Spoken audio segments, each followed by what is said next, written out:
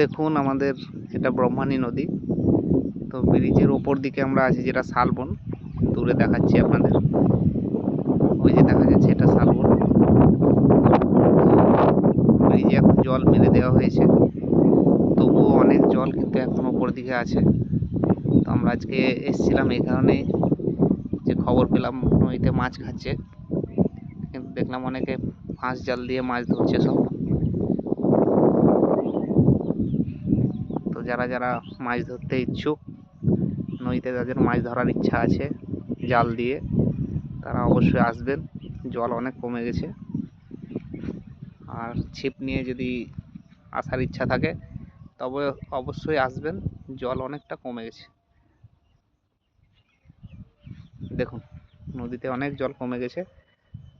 তো ভিডিওটা বেশি বেশি করে কমেন্ট এবং শেয়ার করবেন, এবং জায়গাটা কাদের পরিচিত তারা তো অবশ্যই কেমন কমেন্ট করবেন। এই দেখুন।